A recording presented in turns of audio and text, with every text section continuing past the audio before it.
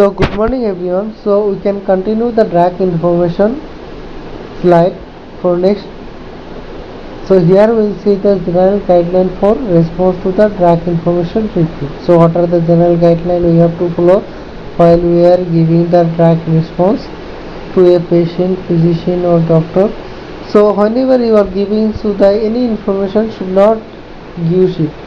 Take into account in ethical issues like patient privacy, patient physical relationship and misuse potential information. So when you are giving the information and that all the information regarding patient and physician should be omitted or should be keep in privacy, and organize information before committing. So before committing to the or before giving to the patient, physician or any person, you have to organize the information.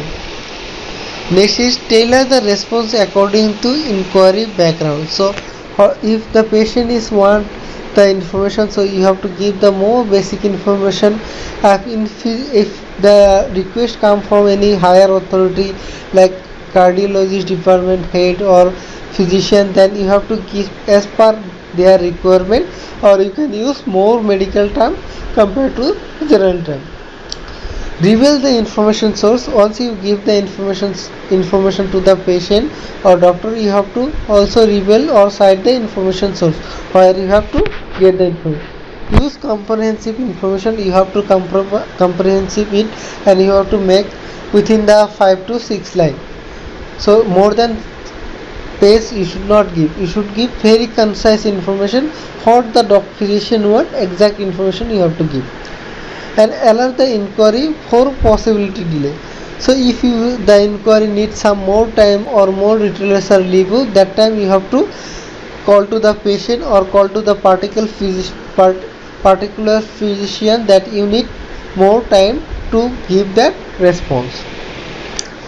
So useful information website like www.clinicalevidence.com, www.cdc.com, www.cochrane.org. So Cochrane is the Cochrane review. They will publish the review and it's open source, you can use for free. www.ferry journals, www.drugzone.org. So these are the website. If you can zoom it, you can visible it like this.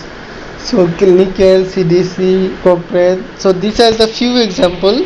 If you Google it, you can get more drug website and more drug information. So one more thing, so while you are searching the Google about the drug information, so you can see the below on code like HON, HONE, HONCORE, Health on Net, HONCORE, HON, HONCORE symbol.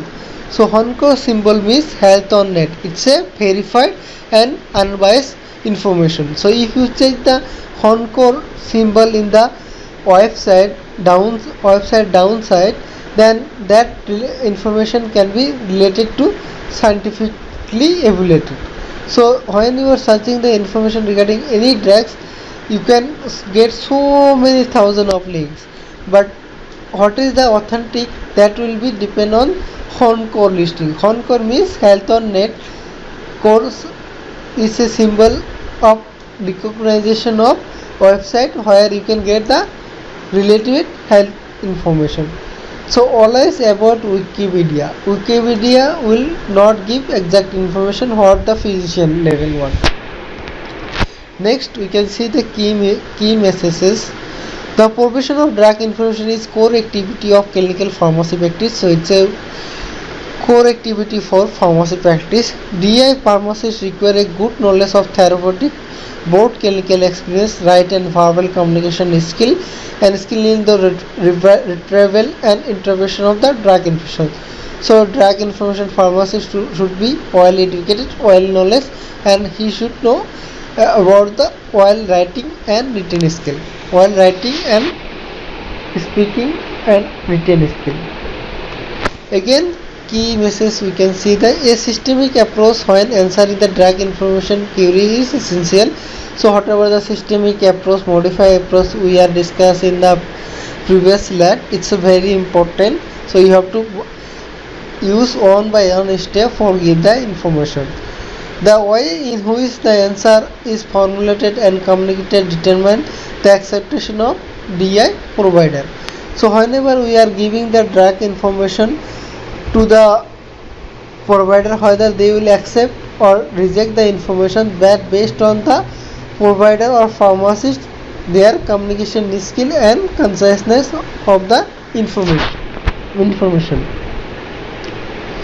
So various source of drug information is available. Specific resource may be needed for discovery. So whenever you can search for any drug related, you have to get various source of information, but you have to be very specific to the particular disease and particular medicine when you answer the query of drug rate. Search for the drug information that has been made easier by the computer. So nowadays searching drug information is very easy. So you can use computer while it is available in every house or every drug store or hospital, so you can easily utilize it. So conclusion of the above drug information chapter: pharmacist has moving from dispensing oriented to profession to the clinical and information oriented profession. As you know, slowly dispensing is moving out, dispensing is minimized, and nowadays more oriented, clinical oriented and information oriented profession. So clinical training and information technology have been assist pharmacists to develop in their role in DI. So clinical pharmacist and clinical training is much more required for the giving DI information. Individual who is expert in both clinical pharmacy and drug information will soon play a leading role in pharmaceutical care. So pharmaceutical care is new concept and it should be implemented in everywhere in India. So it's practiced in abroad. So soon the pharmacy practice regulation is passed by 2014. So it will be implemented soon by government of India. So it will be huge job opportunity will be available in drug information center. So thank you for listening us. Thank you.